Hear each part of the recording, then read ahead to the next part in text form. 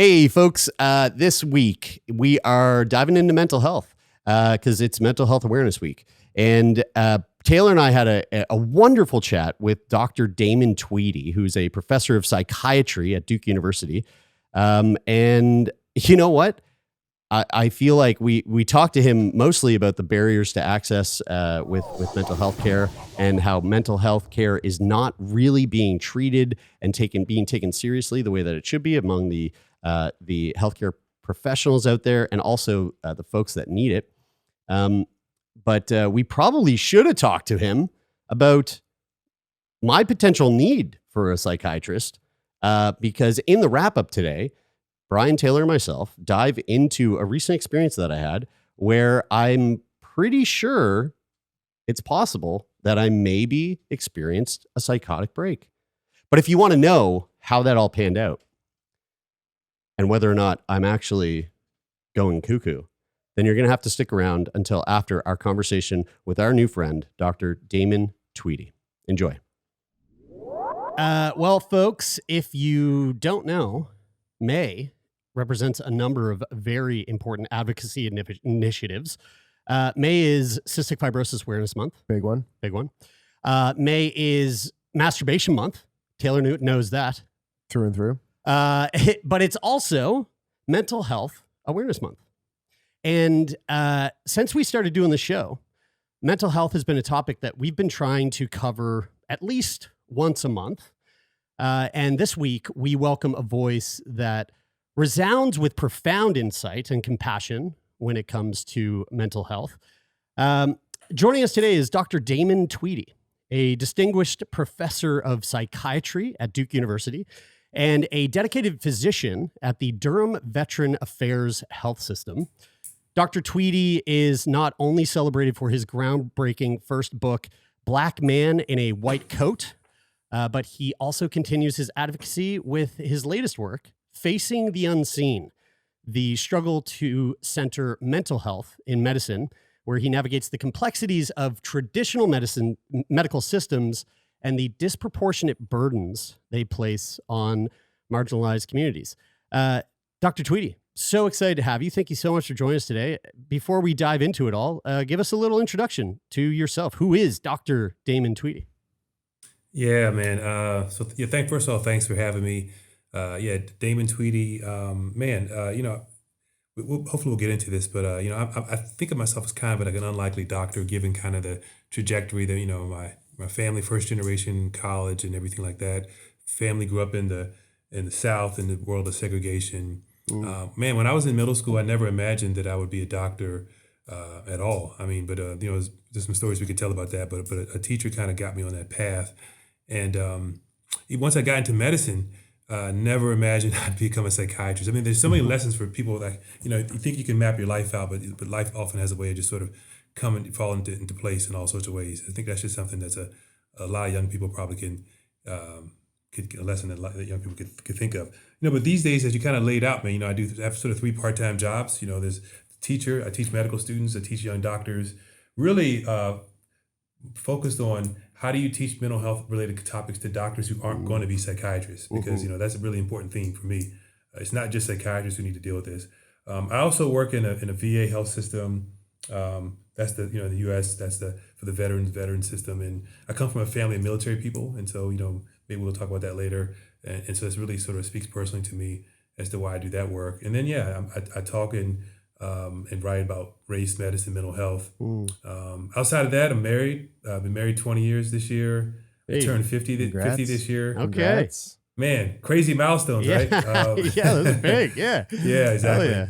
And I got 2 teenage boys, 16 and 14. So that's about it. So I know that you were, early in the medical career, you were actually an aspiring cardiologist. Tell us a bit about that. Cardiology to psychiatry to seemingly very different avenues to go down in the medical route. What was that all about?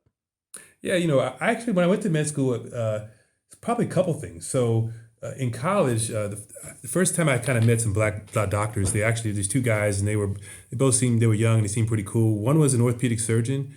One was a cardiologist, and I worked in his lab, the cardiologist. I worked in his lab. And so orthopedic surgery. I was an athlete. It's sort of kind of those are the doctors you might see if you get injured when you're playing basketball, like I did. So that was an obvious sort of connection. The cardiology piece, a lot of family members with heart disease, high blood pressure, diabetes, those kinds of things. And so it just kind of seemed like a fit. I really like EKGs. Kind of sounds weird, man, but I like reading those little squiggly lines and interpreting. It was kind of my thing, man, in med school. It doesn't sound cool at all, but I sort of had an aptitude for it. And so cardiology seemed like that was going to be the way to go. And psychiatry, speaking of something that's looking back, is kind of funny to think about. Psychiatry was the thing I least thought I would do.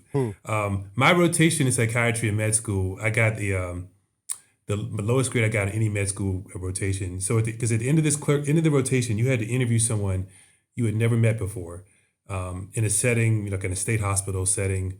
And it was a faculty member it was sort of observing your interview, and you had 30 minutes to do everything. Get the person's whole story and figure out what's going on and figure out treatment and all that. And I was kind of doing typical medical student stuff, get through that list, check. But the patient wasn't really, he was really depressed and he was talking really slowly. So I'm a fast talker. He was a really slow talker. And nothing worse. Oh my goodness. I know, it's tough, man. It was Right? tough. And so what ended up happening is, so after the interview was completed, like I did a really bad job. And the faculty member said, well, Damon, what do you want to do with your life, man? And I said, well, cardiology, orthopedic surgery. And he's like, well, those are good fields, but you got to be able to talk to people if you do them. And based on what I've just seen, I think maybe you should think about pathology, dead people, or just work in the lab. Just something where you don't ever have to speak to somebody. Please, Exactly. God. So that was my intro to psychiatry, man. So how the hell did I go from that God to where I'm at now? Yeah. Yeah. So as far as how I got here, I think a couple things happened, man. Kind of on a somewhat more serious note. I think I'd always thought about people with mental health problems as I think a lot of us do this. I think it's part of the problem we have, particularly people who are kind of more severely mentally ill. They kind of can be a us versus them.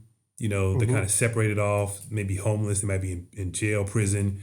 There's an easy way to kind of just think of them as sort of different than you are, in all sorts of ways. But then I had this friend that I'd known, and one day I'm in the ER as a general medical doctor, coming to admit this guy because he's having some behavior issues, but also to make sure he didn't have some kind of underlying medical problem, like an infection or something like that, that maybe could causing his problems. And so when I walked into the room, though, it was like someone that I'd seen before, and I just stopped. Like, what's going on? Like, this is my guy. What's he doing here? Why is he acting like this? I know him as this other person. We'd played basketball years early together, and I knew him as a totally quote unquote functional person. And so it was like this huge disconnect to sort of see someone that that was close to me be this other way, because it was always an us versus them kind of thing that a lot of us operate under, and I certainly did. And so that was eye-opening to see that. And that was, I would say, that's the beginning.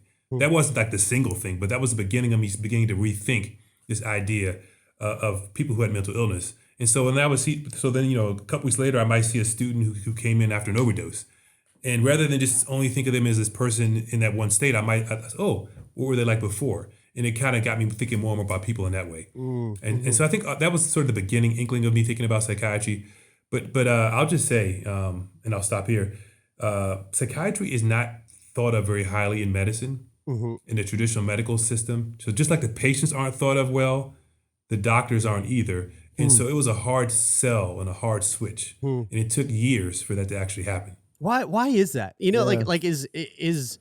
I mean, obviously psychiatry has its place, and psychiatry does a lot of really important, very valuable work. But why do you think in the medical community, traditional, physical medicine, I don't even know if that's the right word for that. It's fine. Maybe turns its nose up to psychiatry. Is it viewed as just, quackery that just hasn't caught up, or for some dumb reason, or what's going on there? A little bit of that. I say two things. I say one are the patients themselves. So in some ways, people, particularly if they're on the more severe end, they can be more challenging, right? They're harder to talk to. They may be more perceived as more demanding. So there's this idea that there's when you're uncomfortable with something, most of us kind of want to stay away. I mean, that's sort of our natural instinct. So right. I think some of it is the patients that are in the specialty that makes it sort of seem marginal. But then I think the other issue is kind of what you were just alluding to. So medicine, med school, people who are attracted to it, again, I told you about my EKG sort of fetish, right? And so that's a weird fetish to have, right? The beefs and the boobs, I get it. There's a lid for every pot. But so there's this, so I think a lot of people who are attracted to medicine are really into this kind of like, numbers and data. Tangible. And so it's like tangible EKGs. What is the sodium level? What does the MRI show? What does the X-ray show? And so psychiatry, to a large degree, doesn't fall within that. There are parts that do, but to a large extent, it doesn't fall within the same way that other parts do. So it's seen as somehow seen as, well, if it's not like, if it can't be shown on a scan or an EKG or a number on a test, then maybe it's not really real. And so there you go. I think that's the dilemma. In terms of, I guess, like the development of the field of psychiatry, like, where is psychiatry on the spectrum of, things that what is measurable and what is intangible in psychiatry, and I'm assuming that the balance of those two things is what makes it such a challenging field. I'll say a couple things. So if you think about all of medicine, so I think there's an illusion that medicine, even the physical medicines we might call it, is purely tangible. And I think it's one of the traps we fall into, because there's definitely a lot of gray areas. You can take all sorts of, we could kind of go illness by illness. There's a lot more gray areas than you might think. And I think both the public and the medical profession kind of has this illusion that it's all cut and dry. And that often leads to a lot of the problems we see, because there are a lot more gray areas than you might be thinking. You think about why we need second and third opinions on these different things that seem so concrete and tangible. So that's one issue, I'd say. So there's an illusion that general medicine or physical medicine is perfect. And so when you hold that illusion up against psychiatry, it sort of makes psychiatry seem even further like it's not real. But I would say that, when you say like, this is probably too technical for this kind of conversation, but, psychiatry, we have this sort of, how do we make our diagnoses, right? And so I think there's questions about like that, because there's no test or lab. And so mostly it's based on, experience, clinical experience. There's certain checklists that we use as guides, right? And so I think some of those things kind of can get, but I can tell you, if you've done it as long as I have, there's definitely certain patterns that you see and and are definitely, for us to say that it's not real, well then think about all the problems that people have with, like we talk about numbers, right? So think about all the issues people have with addiction, right? Right. That's very real. Yeah. Think about all the issues people have with with suicide. I mean, suicide is one of the 10 leading causes of death. I mean, that's as real as you can get, right? So there's obviously something very real that is happening that we have to take account of. And so the whole title, Facing the Unseen, is the idea that we have to face this reality, even if it's unseen, even if the labs don't show it or whatever. There's a very real, problem that's happening, right? The overdoses, the fentanyl overdose. These are very real issues, and so we have to find a way to embrace that and to sort of take it head on. So that's kind of how I see it. Yeah, we've touched on this so much over the last 9 years, but like I think a lot of people tend to really easily, and not just the general public, but also from what I'm hearing here, people within the healthcare world, healthcare professionals seem to like separate mental illness into its own box that is separate and not really in contact with the physical illness side of things. But like that, I'm constantly seeing, the whole mind-body connection thing that I feel like has kind of that phrase has become such a like it's almost become like a cliche at this point. Yes. But I'm constantly, like the other day I was reading this article. Childhood adverse life events and skeletal muscle mitochondrial function. So the research was led by University of Michigan Institute for Social Research scientist Kate Ducheny, and it was just recently published in Science Advances. So listen to this. This is super interesting. It investigated the link between childhood adverse events and muscle metabolism in older adults. So basically it found that those who experience more adverse traumatic events had a lower maximal ATP production, suggesting that early life stress can lead to mitochondrial dysfunction, potentially affecting health and physical well-being later in life. So like right there, right? A perfect example of how our mental health and our physical health, they are one and the same. They just might look or come across a little bit different. Well- To that point, I'm just curious, like, can you walk us through some other examples of how our mental health and our physical health are more intertwined than some might think? Okay, so there's so many examples. That's the thing. But if you just sort of take the lid off the thing, what do you want to call it? The examples are everywhere. So when you teach medical students about like evaluating someone with depression, for instance, just something real basic like that, the first thing is you have to exclude all these different medical conditions that are known to cause depression. So right there, you already can sort of see. So like just the most obvious one is, for instance, is like hypothyroidism. So if your thyroid gland isn't functioning, it causes physical problems that are measurable, but it's also very much a high association with depression. You can name a whole bunch of other diseases, lupus. I mean, there's a whole list of diseases you can name that have actually demonstrated. So sometimes the symptom of depression can actually be the first presenting factor. Like the person comes to the doctor with depression, and it's only after they've done the further evaluation that, it turns out you have multiple sclerosis after or lupus or hypothyroidism. So there's clearly that overlap it permeates every area of medicine. Also, medications people take. So people take something like prednisone, a steroid for like all sorts of lung, coughing, certain all sorts of things that we can take it for, and it's various inflammation problems, and so it's known that causes depression in many people. So these are like known so it has effects on the body. Quote, it cures, it knocks out the the respiratory infection, but it also can cause depression. So it's like these are known sort of overlays. Here's one that it might be interesting to you. So this is for me personally. This is something I think that medicine is. This kind of goes back to the study a little bit you're talking about. So when I was younger, when I was in medical school, my first book, I talk a lot about this. I was diagnosed with I developed high blood pressure in medical school. Kind of on a more funny note. So when you learn how to do procedures in med school, so doctors learn by practicing on each other first. And so you measure blood pressure, and so one time I tried to put you draw blood on someone. I had this classmate, this like really guy. He was really sort of a perceived himself as a tough guy. And then when I went to put that needle in him, he basically went right to the ground. and so the whole point is that there's you learn that way. And so I learned that I had high blood pressure one day because a classmate, we were doing a session and she measured, it was really high. I mean, really high. What is really high? Like when you say okay, let me help you. I got it. I'm not talking to doctors. So 120 over. No, I'm not saying that in dismissive. I'm just saying I gotta realize my. No, we're fucking idiots. No. We're not. No, you guys are way smarter. I'm a theater school dropout, dude. Trust me. You need to fucking talk to me like I'm 5. All right, man. Okay, let me slow down. So 120 over 80 is considered ideal. Yeah. Anything less than that's ideal. So 140 over 90 is considered kind of the sort of the cutoff. Now, this is something that's just kind of an aside. Those numbers are a little more arbitrary than we might believe. So again, these are numbers, and we think that this is like the gospel. Okay. It's a little more arbitrary than we might believe. But let's just say for the purposes here, 140 over 90 is the sort of cutoff, and then anything in between is kind of gray area. And so above that is high. So I was like 160. The top number, bottom number 100. Right. I mean, clearly high, right? Yeah. Went to student health a little bit later. Because when you have high blood pressure, they want to make sure you get some blood tests, urine tests, figure out what's going on. The blood test, urine test showed that I had some kidney abnormalities based on the results. So it's like, that's a big effing deal. That's scary.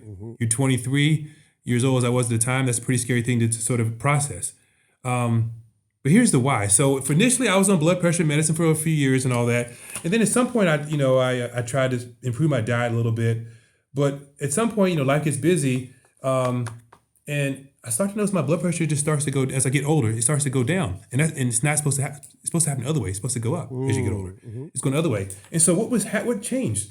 This is something where I think medicine can't really fully capture this.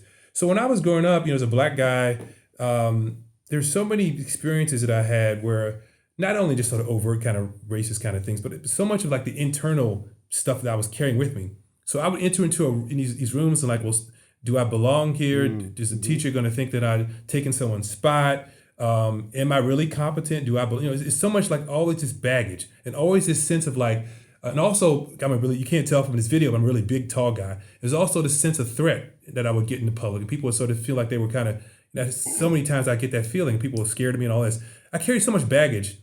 I've gotten older, I'm so much more comfortable with myself and my place in the world. And my blood pressure has been normal for the longest time now, without medication. I'm sure as hell not in good a shape as I was when I was younger. It's the opposite. And so the only thing I can think is that my mental state is in a place now that it once wasn't. And so medicine can't really account for that. I tell it to all different sorts of specialty doctors, and they don't have any good explanations for it. But there's no doubt that the mental side, am I making sense? Yeah, Totally, absolutely. Yeah. The mental side is so important to this quote unquote, medical issue. I mean, the numbers have changed. All that kidney stuff that I talked about has all resolved to normal. But medicine can't really explain that. I mean, I don't follow any magic diets. I got no magic diet to sell you guys. Like, there's nothing magic here, but it's other than my mental state is a lot better in how I see the world and how I see myself in it. And I think that speaks to that study you're talking about with the childhood experience and how that affects your health. So medicine's only beginning to really grasp that. And so I think that's just a really, just really personal example of that.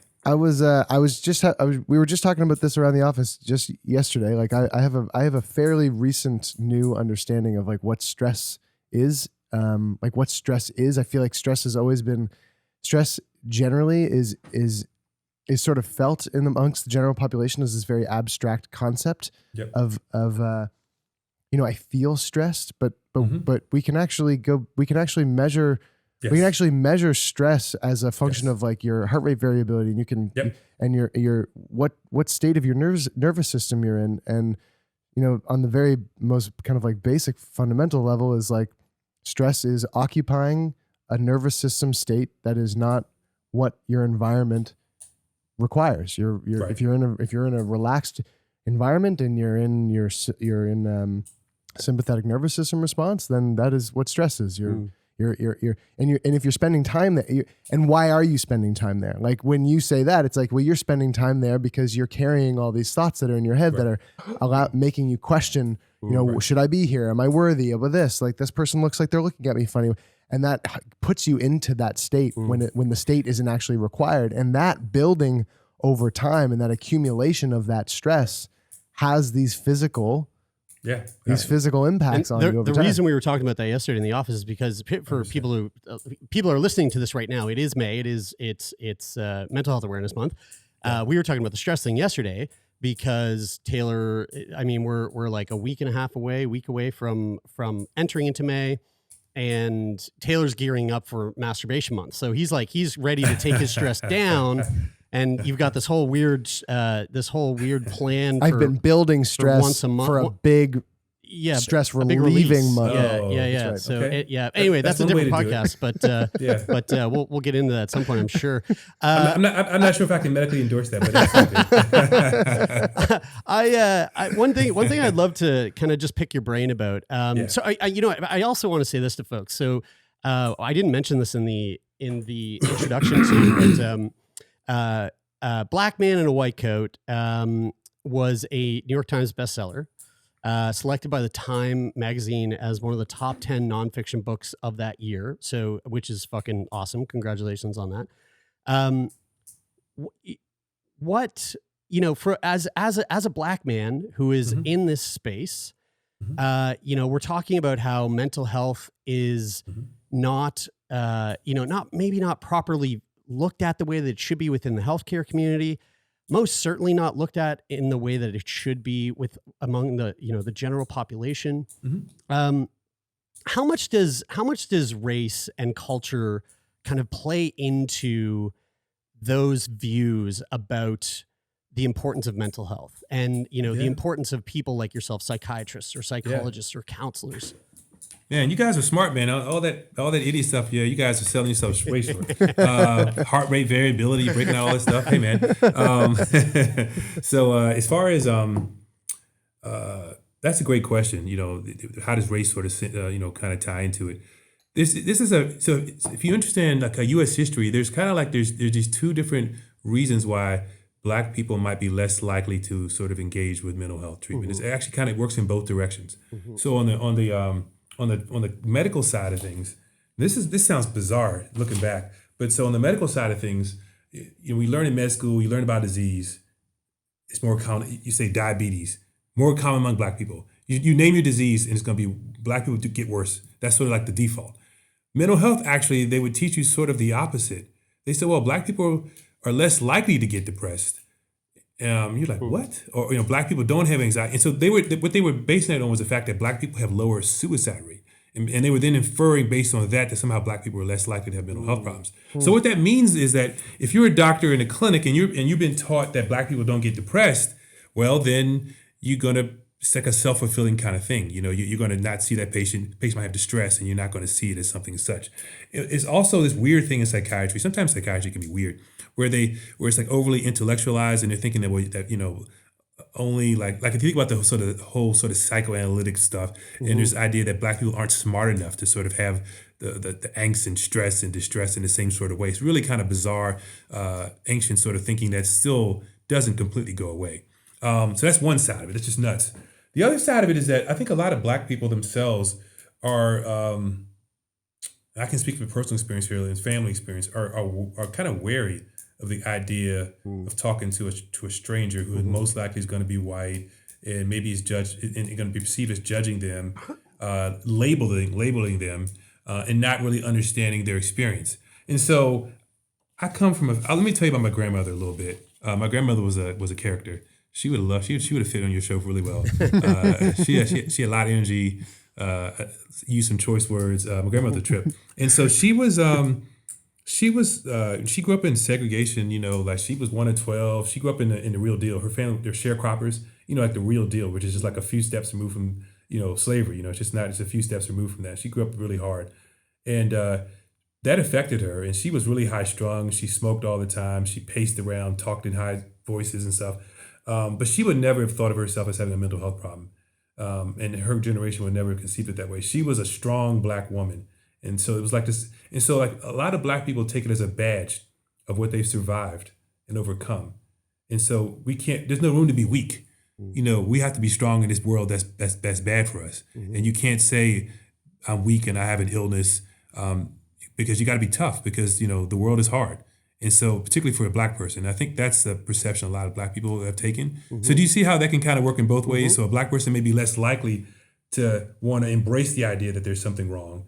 And the medical system is also at the same time also equally likely to embrace the idea that there's something mentally wrong with the black person, at least when we're talking about depression and anxiety. Yeah. Now, when you're talking about more severe stuff, the medical community is very happy to label a black person with schizophrenia or something more severe.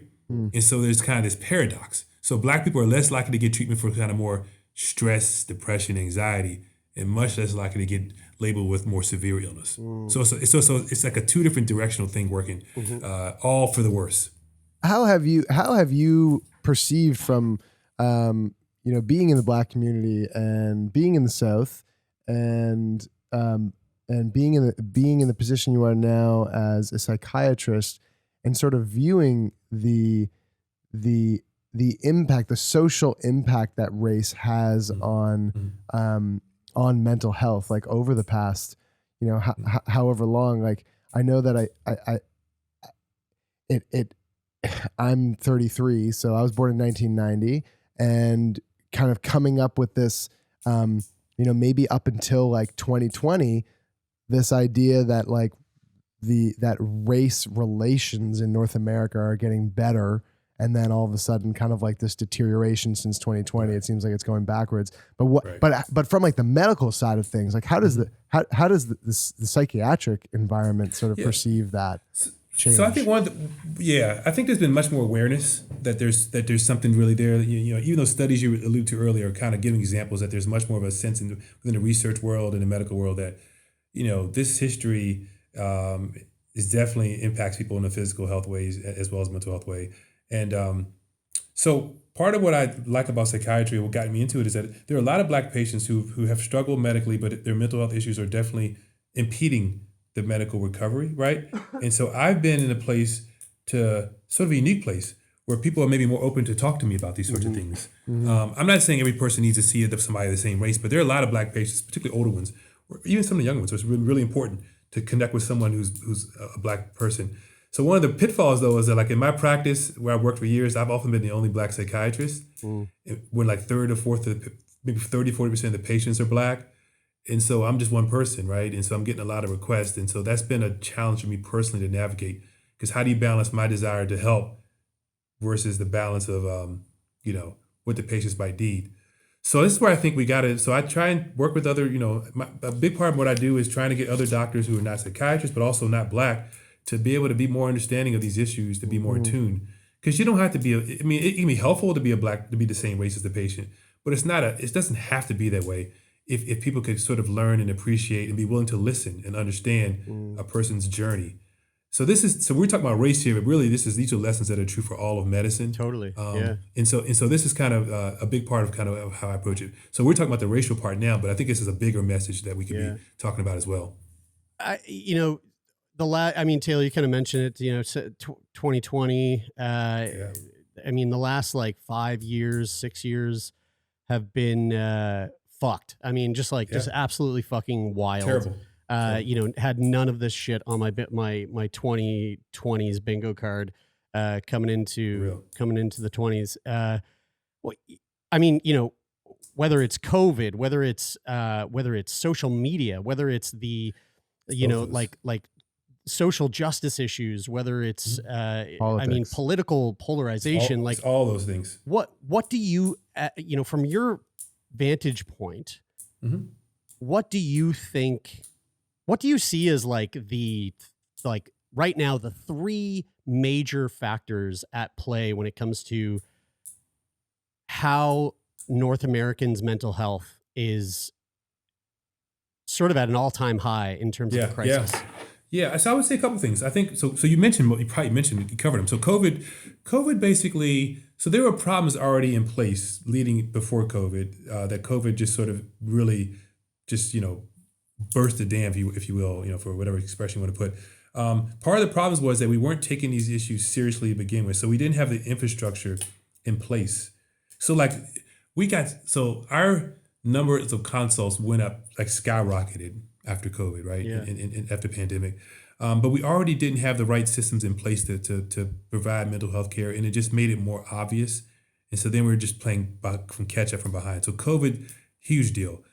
In all sorts of ways, isolation, everything about COVID was bad in that way for mental health. Social media is a mixed blessing. In some ways, it can be really terrible because there's a sense of always comparing oneself to someone else in a way that just wasn't. And then there's also a way that's amplified, like disagreement, disparagement. Like somebody recently they took issue with something I'd written in an essay. And they posted on social media. I'm like, what? And it's a code work. I'm like, why the hell didn't you just talk to me? Like, if you had it's just like, why would you go through this process of like trying to do in that sort of way? Just talk to me. Like, what the hell is the issue? So there's something about that I think is doesn't do well for us mentally. Political polarization is probably just a kind of an outgrowth of those things. COVID's made that worse. Social media's made that worse. Yeah. Man, these are, and so a lot of times I'm talking to patients and young people about these issues you're just talking about.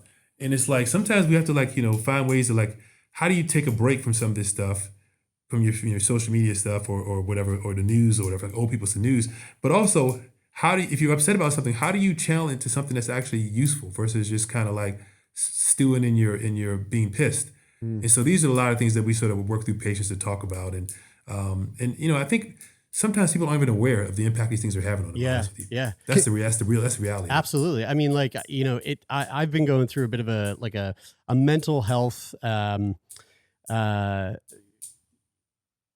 feel I've been on like the set of like American Gladiator, and the gladiators are my mental health, and I'm me, and I'm trying to get to the other side of the gauntlet, and have been knocked down a couple of times, but somehow I fucking made it past lightning, and I've made it past, like I want to watch American Gladiators so bad. Yeah, I haven't seen that show in so long, man. That's all I want to do. But I gotta go back and watch that documentary about that, man. Yeah, that's right. So, right now I'm just dodging those giant balls being shot out of the cannon, and I'm doing pretty good. I'm doing really good. Yeah, good. And one thing that I attempted the other day was by the other day, I mean, like I'm about a month in now, where I stopped using, I pretty much just stopped using any app on my phone that doesn't pertain to either being productive at work or the game of chess. And so like no more, scrolling on Instagram, no more just like scrolling through Reddit, no more social media. And it's been fucking wild how good I feel just from doing that. But to your point of like, a lot of people don't even realize, a lot of people don't even know, it's like when you think about someone who's an alcoholic or someone who's an addict, and they don't even realize that they're dependent on whatever substance that it is. And it's not until that thing is taken away that they can actually like breathe and go, holy shit, I've been in this cloud this whole time. I had no idea. So my question here is for folks that, whether it's social media, whether it's some sort of substance that they're depending on, whether it's a toxic relationship that they're in, whatever it is, what do you suggest to patients or people who might find themselves in that situation, whether they know it or not, in order to actually take the steps to take that sort of that vantage point a little bit further up, like that third person view, to look and see, okay, I recognize this thing that I thought was a good part of, a good thing in my life is actually detracting from my well-being right now. How do you guide people into finding that thing? Because I feel like more often than not, outside of the folks that are having like true like crisis, I feel like more often than not, a lot of people are in that state and don't really realize it. So what do you say to those folks? I agree with you, first of all, a lot, man. Do you think if this thing doesn't work out, you may want to switch over to my field, man? The pay would be much better. I'll tell you that right now. No. So couple things. I think you're onto a lot there. So this is kind of, I want us to be able to circle back to what can the medical side do, because I think this is an important point.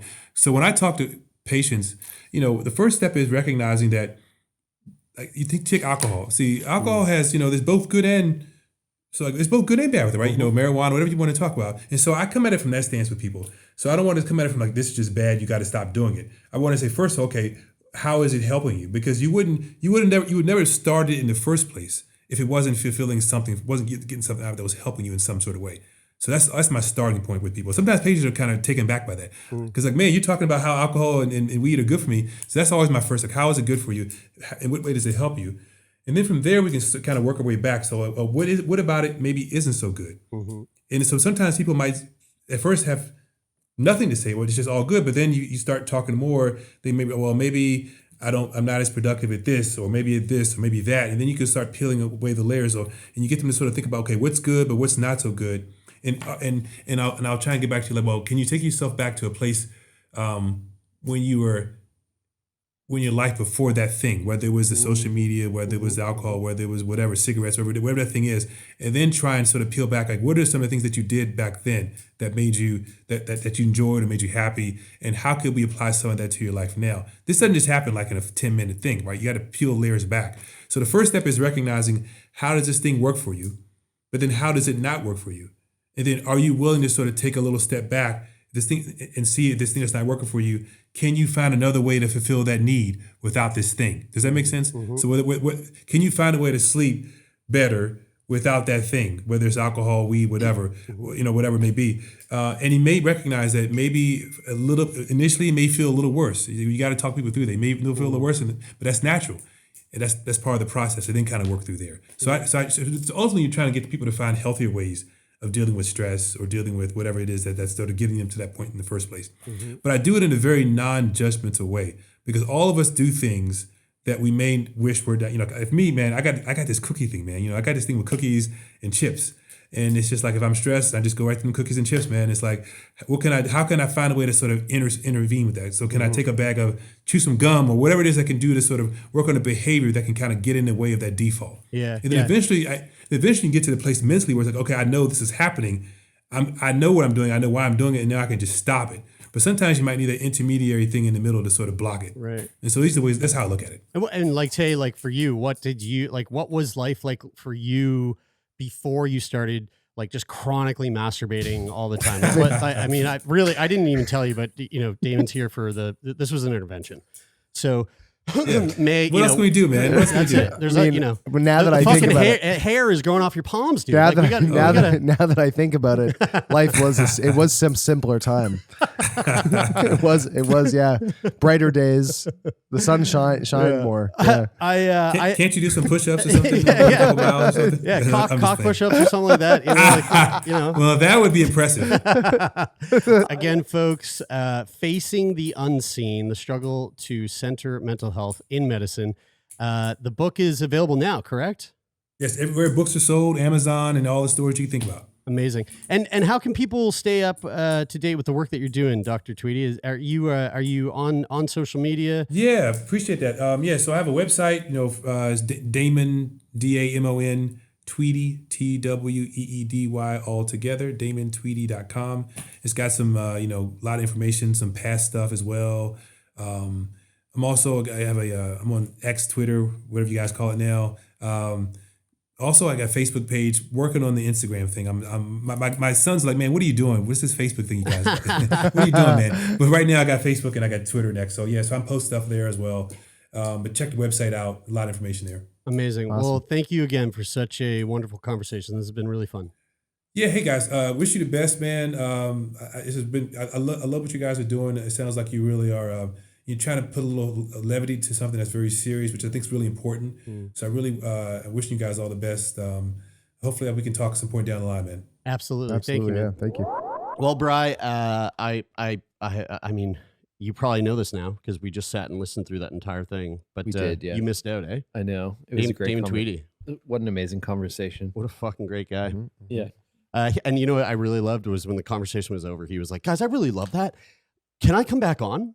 I would love to just anytime, just let me know. And we were like, dude, yeah, absolutely. Of course. Just do it again. We'd fucking love to have you on. Same conversation. Yeah. So going forward, what we're going to be doing is every episode from now on is just going to be Dr.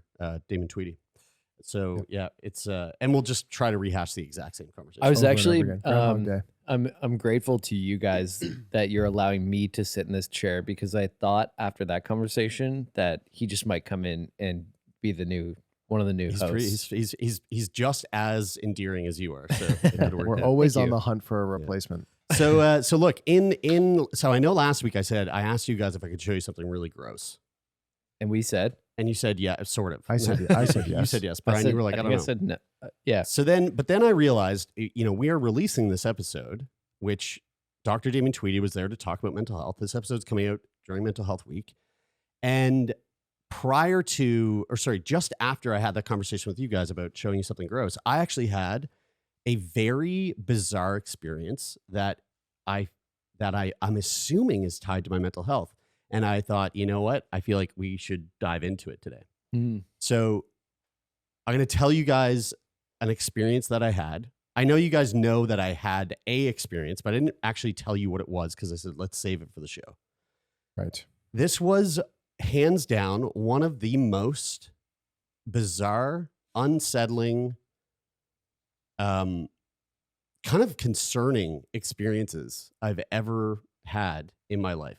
Which that has to be the consolation of having an experience as such has to be the fact that we have this podcast.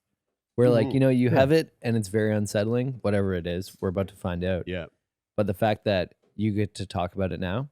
Yeah. We've got a ready-made platform for you to share it and a ready-made space for us to understand it. Yeah. Well, and hopefully maybe, so I'll say this off the top. Possibly mock you for it. I think it'd be very fun to get a neuroscientist on the podcast so we could talk about what this potentially was. Okay. Mm-hmm. So here, I'm going to lay out the story first and then follow that up with what I've come to kind of find surrounding this thing, which is actually a lot harder than it might sound. You said a neurologist to understand this, but I feel like we might need a ghost hunter.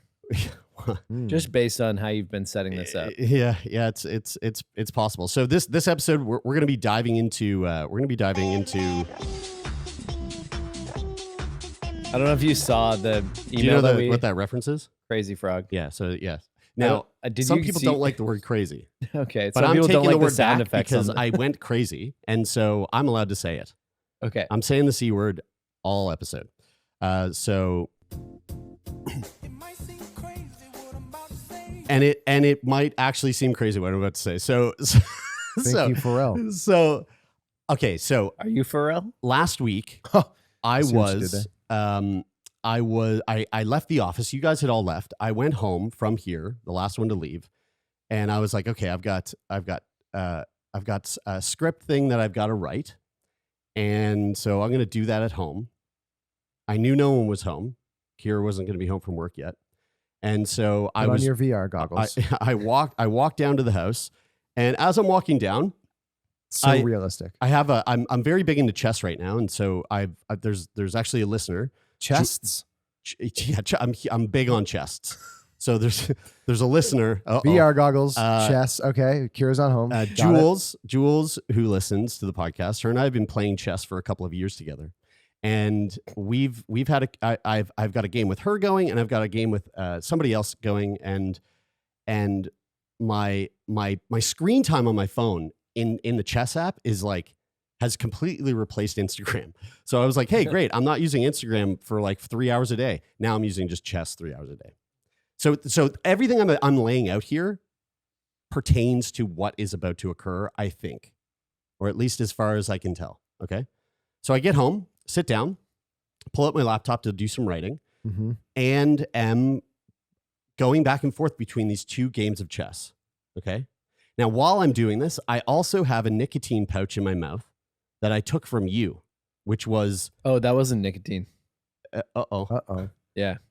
It was Wow. crack. That would have been good information. Well, this to settles have. everything. And this nicotine pouch that you gave me was a little stronger than what I'm used to doing. Okay. Straight from Europe. Now, also, I'm wearing this watch that we all love. Mhm. But it's a Swatch, and if anybody doesn't know, Swatches are like extraordinarily loud. The ticking sound is like really loud. So I'm at my place playing chess, about to write, nicotine in mouth, and I take my watch off and I place it next to me.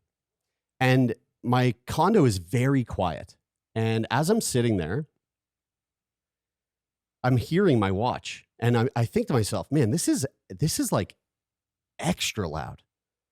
Like it's almost deafening in the silence of this condo. And as I have that thought, my heart starts to palpate. And that's a feeling that I'm not used to at all. Like feeling my heart beating through my chest. I don't typically, that's a very unfamiliar feeling. So I'm like, wow, that's a really loud watch. And then I'm like, oh God, my heart's loud. Like I feel it. That doesn't feel good.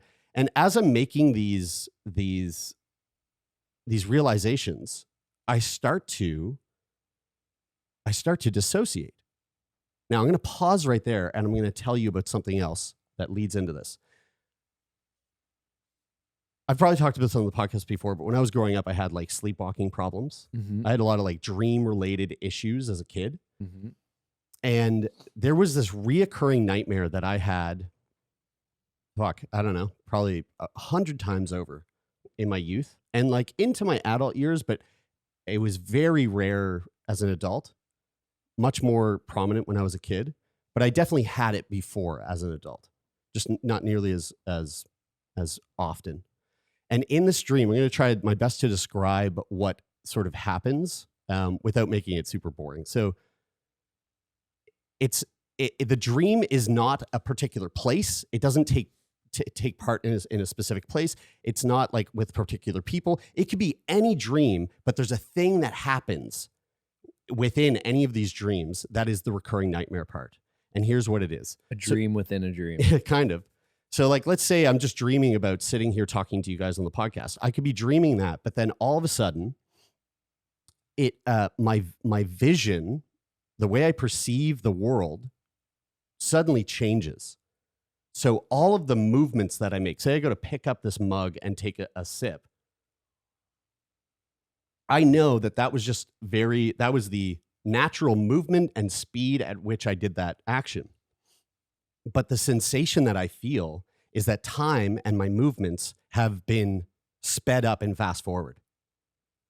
So taking the sip of water is actually this is like almost like when you put a movie in like 2x or 3x, but it's like 5x the speed.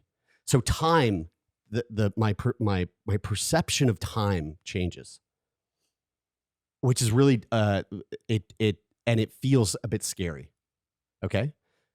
The other thing that happens in tandem with this is that I am flooded in my brain with the sound of whisper, like a cacophony of demonic whispering voices, and they're like speaking in tongues. Can't make out what they're saying, but it's like it's flooding my mind, and it's all I can like hear.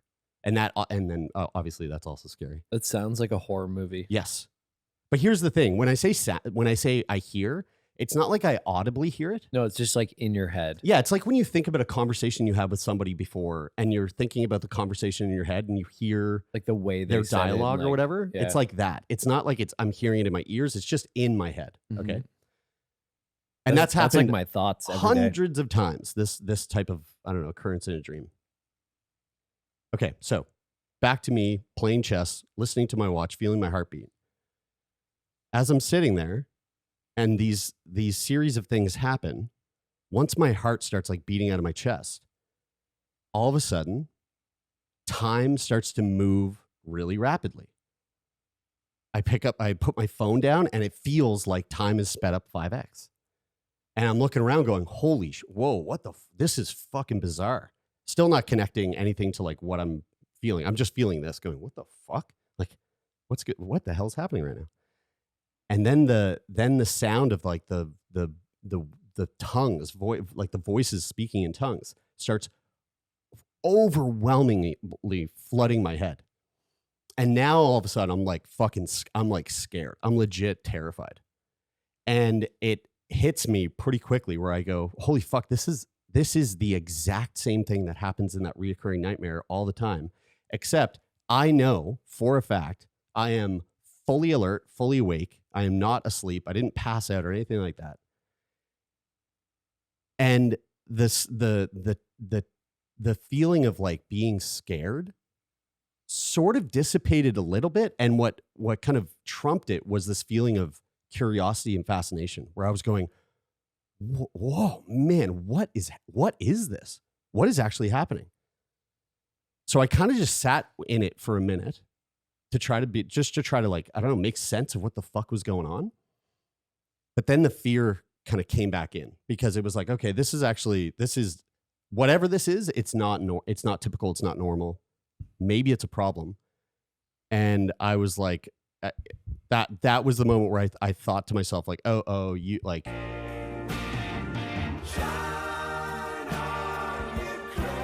I thought I was crazy.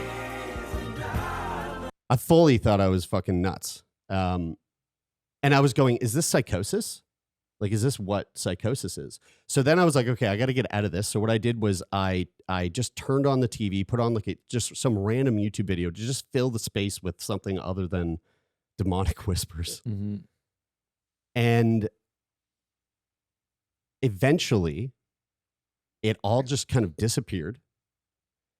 And when it did, I looked at the video that was playing on YouTube, which had been playing for about 15 minutes. It took me about 3 minutes to put it on. So like I'm almost at 20 minutes of having gone through that thing. Mm-hmm. And you said you told me this the other day when you were talking about putting that video on.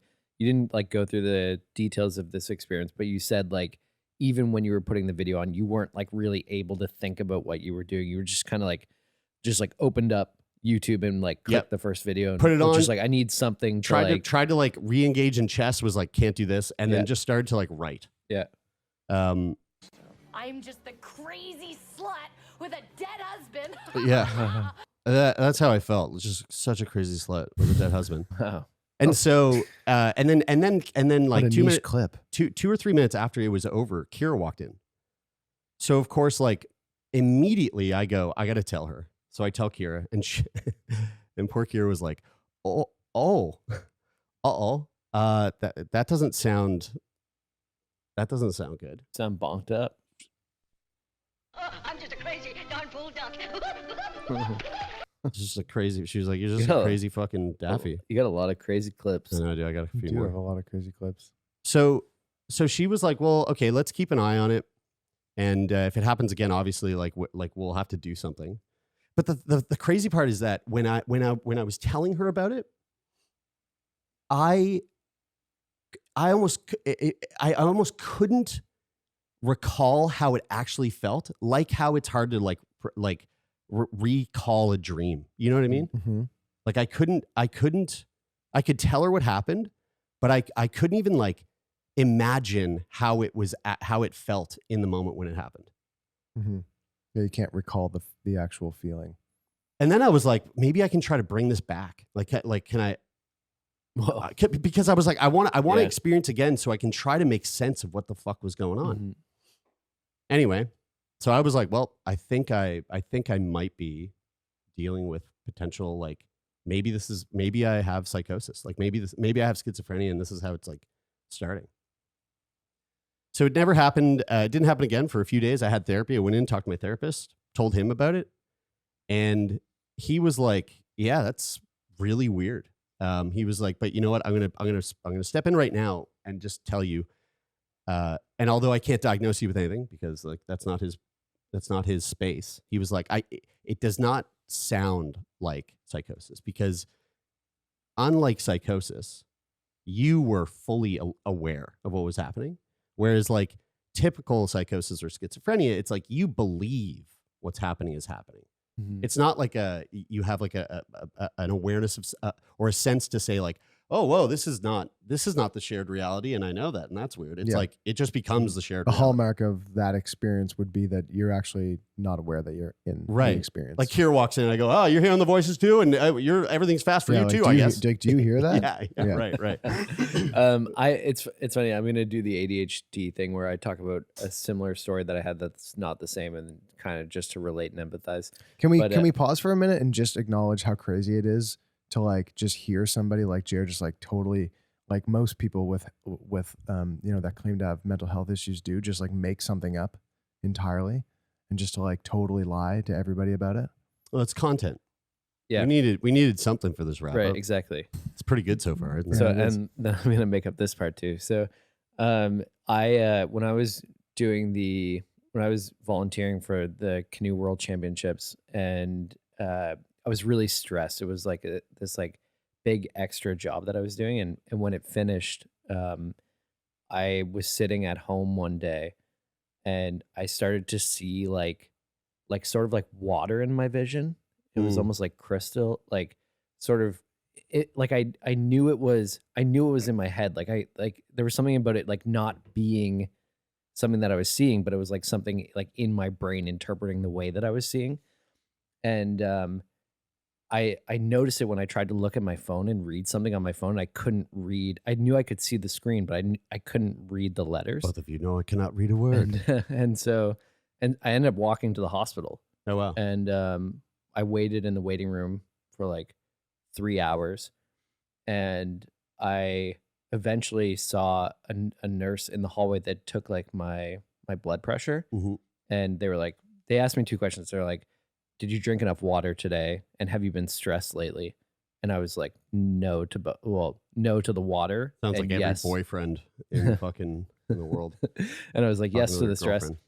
And so anyway, like she was like, without like, you should probably stick around and see a doctor to confirm this. But what I can probably say is happening is that you're incredibly stressed, and Mhm. you have been for a while. And like what you're experiencing is like an aura that usually Ooh. precedes a migraine. Interesting, Brian. Very interesting. And so recently, about a month and a half ago, I had the same thing. And it was also a day that was particularly stressful. Yeah. And I sort of like took that past experience and combined it with this one. I'm like, Yeah. hey, this is what happens to me when I get really stressed. It's only happened twice ever.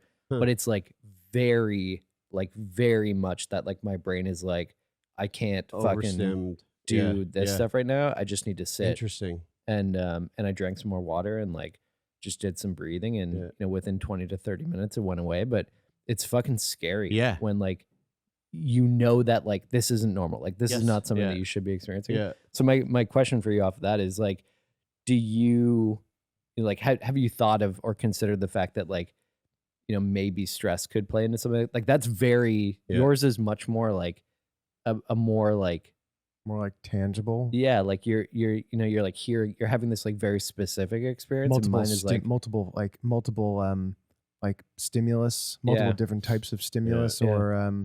or like sensory experiences. Mm-hmm. Yeah. Well, so that was the first question that Kira asked me. She was like, "Are you stressed?" And I thought about it, and I was like, "No." Like it's not a particularly stressful day, and there's nothing that I can think about that I'm stressing about. But also, like, I've been having challenges with my mental health lately. The last couple of weeks, I haven't felt myself. Mm-hmm. So I don't know, maybe, perhaps. But to try to get to the bottom of it, I was like, well, there's got to be a way to find out if other people have had this experience. My therapist doesn't think I have psychosis. Okay. So of course I went to the internet and I was looking for terms. And one thing that I stumbled across where I went, oh, maybe it could be this, was hypnagogic hallucinations, which are specifically hallucinations that happen when you are sort of in between awake and asleep. Like those moments when you're in bed, when you're falling asleep and like maybe you're not completely out and your eyes are open and you have some sort of hallucination, something that's not there. Like the room starts to change in size or something. Mm-hmm. So I took that, I went to ChatGPT and I said, all right, hey, here is, and this is why I love ChatGPT. I want to state this before I go into this. I'm not taking anything it's saying as gospel, but it is really effective at helping you try to, in the very least, find terms or things that you can use to be helpful to try to, get closer to your answer. So I gave it the whole story and said, does this sound like a hypnagogic hallucination while being fully alert? And is that a thing? And this is what it said. So yes, what you described does resemble a form of hallucination, but it also touches on aspects of sensory and perceptual disturbances that aren't necessarily limited to sleep states like hypnagogic or hypnopompic hallucinations. Your experience occurring while fully awake could potentially align with a phenomenon known as intrusive cognition or a dissociative experience. Intrusive cognitions are unwelcome, involuntary thoughts, memories, or visual images that are often distressing. In your case, the whispers and the feeling of accelerated time might be considered intrusive because they are unwanted and occur suddenly. Dissociative experiences involved a disconnection and lack of continuity between thoughts, memories, surroundings, actions, and identity. The way you described feeling like time was moving and fast forward, and your awareness of it being different from reality, suggests a momentary dissociative state. These can be triggered by stress, fatigue, or even particular activities that might cause intense focus or mental strain. Mm-hmm. Now, when it said that, I was like, oh, you know what? There was a few facts that I didn't throw in there. So I said, hey, by the way, I was playing 2 games of chess and trying to creatively write something. Yeah. And it said, the multitasking scenario you described, switching between playing chess and writing a script, could have contributed to your experience. Both activities require significant cognitive effort and concentration, potentially leading to mental fatigue or stress, which can trigger such episodes. Mm-hmm. Chess, being a strategic and competitive game, often demands intense focus and can induce a high level of cognitive arousal. Similarly, script writing involves creative thinking and engagement, which could also be mentally taxing. The combination of these effects could have heightened your mental state in a way that precipitated the episode. I've been thinking about that a lot lately. And Jared, we've had this discussion about playing Twilight Imperium 4. Mm-hmm. And so for people who aren't familiar with TI4, it's a really intense strategy epic space opera game. Of a board game. Yeah. And so we've been playing a game regularly. I always struggle with that word. Once a week with a group of guys. And it's the strategy aspect of it is so like all encompassing that like when we have a 3-hour board game session, I think both of us oftentimes finish and like just feel totally drained. Totally. And it's hard to describe because it's not something you would typically associate with like being stressful or taxing. Like you're playing a board game. Like it should be fun and like relaxing and a time where you're like de-stressing.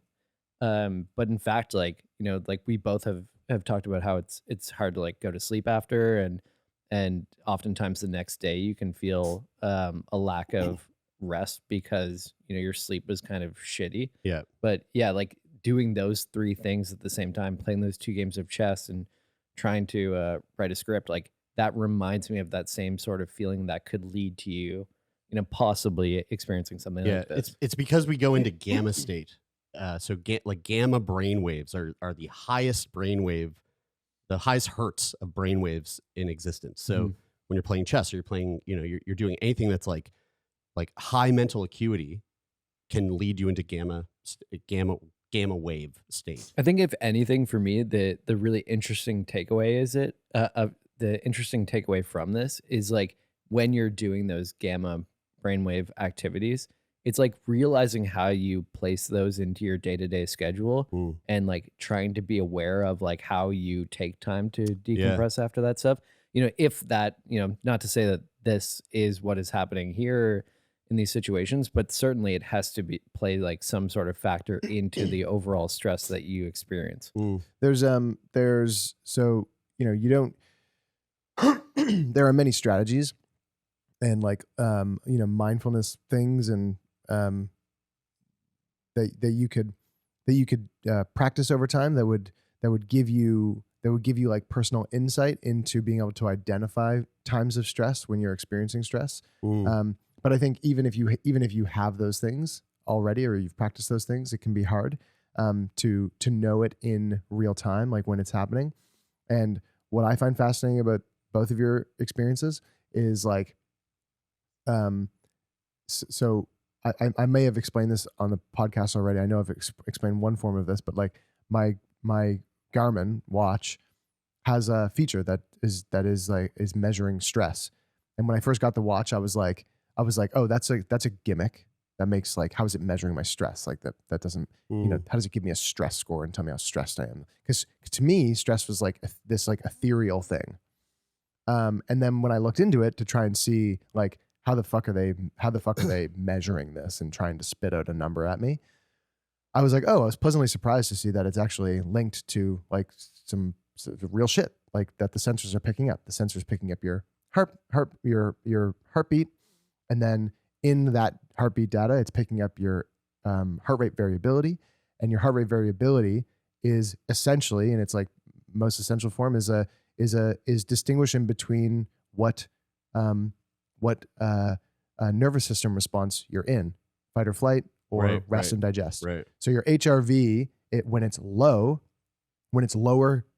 compared to your baseline, it's basically saying you are most likely in a state of a nervous system state that doesn't match your surrounding environment. Okay. So like your surrounding environment when you're sitting still should be rest and digest. Yeah. Because the environment that you're in requires that. So that's not stressful. Just as equally, being in a fight or flight state, which is, quote unquote, stressful objectively, is not stress when you're working out because it's the environment requires you to be in that state to perform that function. So that's not stressful, and the rest and digest is not stressful. But if you're sitting there and you're in a fight or flight state while you're sitting down, then your nervous system state does not match your environment. And so that's what stress is. And that's what they're measuring. They're measuring your HRV and what it is relative to like what you're doing. Yeah. It's and interesting like, to that description, I was stressed. Right. My heart was palpating through my chest. So I was sitting down. hypersensitive to, but I was just sitting at my, So I was fascinated to learn that like this is actually giving you like an objective measurement of stress and also help me understand like what stress actually is. Like it's actually a physiological response and and you can detect it in your body.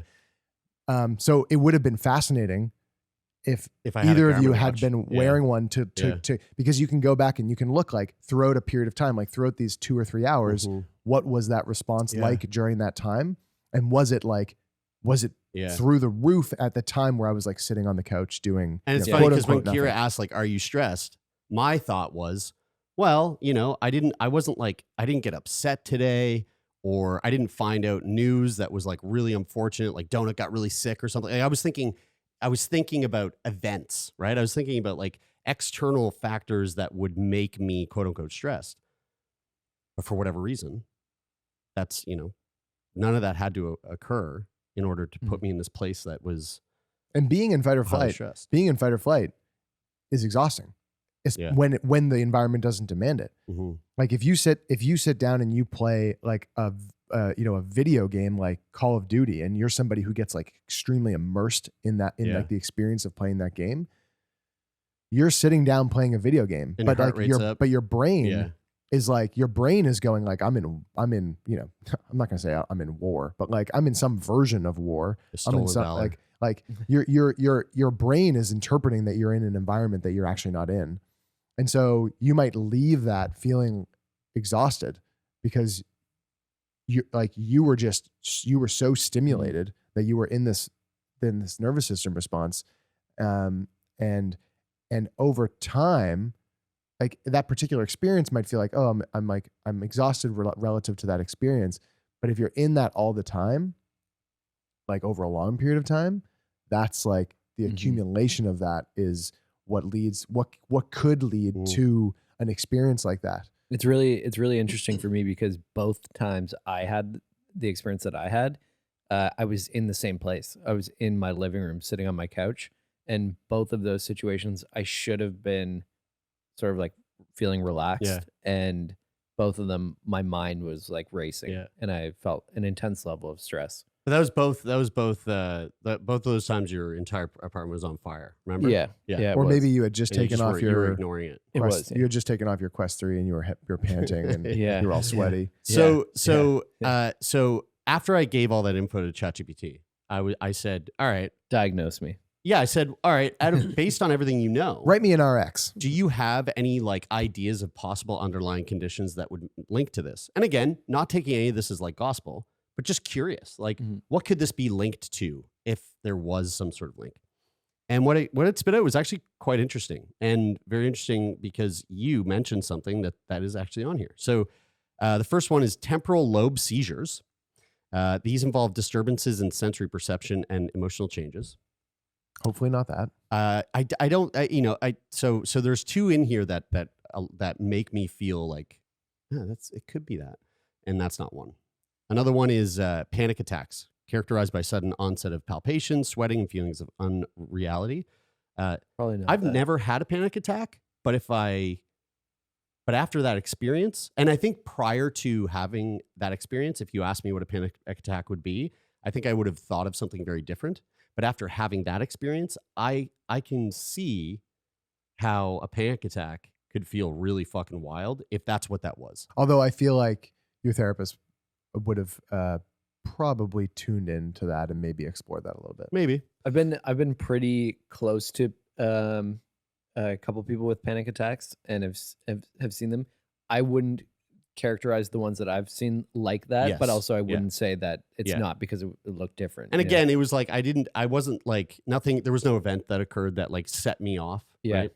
Another one here: dissociative disorders. Though typically more chronic, these involve significant disruptions in awakeness and perception.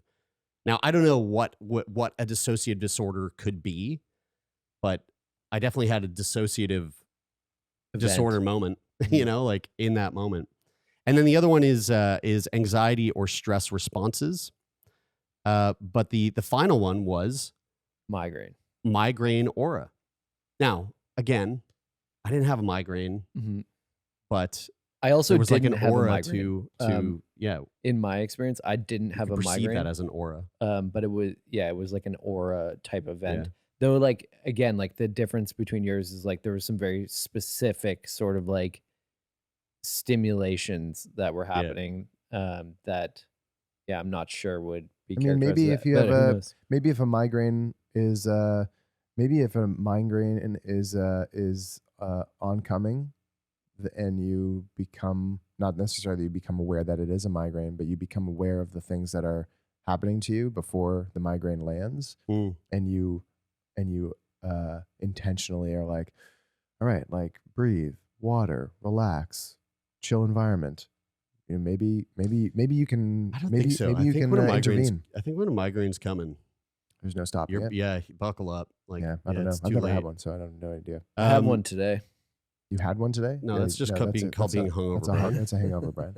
So yeah. Anyway, so I mean that's as far as I've gotten. It hasn't happened again, and I'll be keeping my eye on it.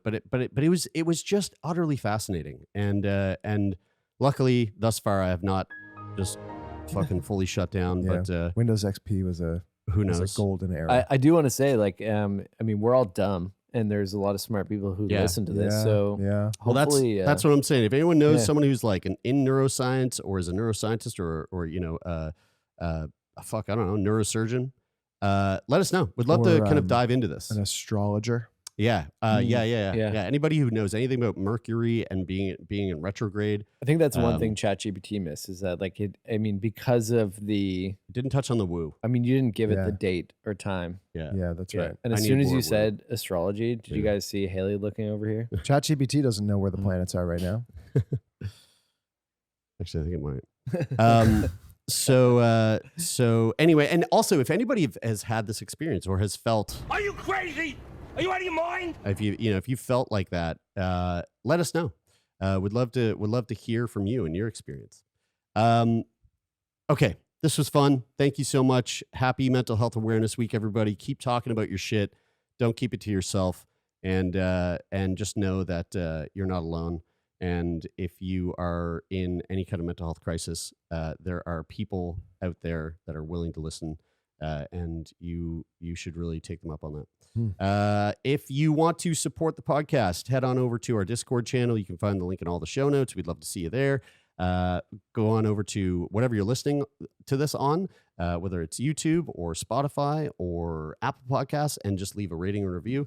And tell some people that you listen to Sickboy, because the more people that know what we're up to, the better the world will be overall. I Wow. really do Yeah. think that. Yeah, pay Yeah. it forward. And if you not only have an itch to talk to somebody about your mental health experience, And you just have an but- itch, but go you- to the doctor. but you have an extreme itch to share your experience with not just one person, but several thousand people all at the same time via the magic of podcasting, then go to sickboypodcast.com and fill out the guest form and be on here and tell Wow. everybody about it. That a contagious itch that you want to share. Yeah. That sounded Yeah, that was that- interesting. That where Gold Bond doesn't quite do the trick. And if you didn't know, we also produce other podcasts. We just released another show recently called Breathless, which is available wherever you listen to good podcasts. It's really That's fucking great. good. You should definitely check it out. It would mean the world to us if you listen to that as well. Thanks as always to the folks who helped make this show happen. A huge thank you to Jeff Lonis, to Donovan Morgan, to everybody else. We love you all. Thank you so much. That is it for this week. I'm Brian. I'm Taylor. And I'm Jeremy, and this is Sickboy.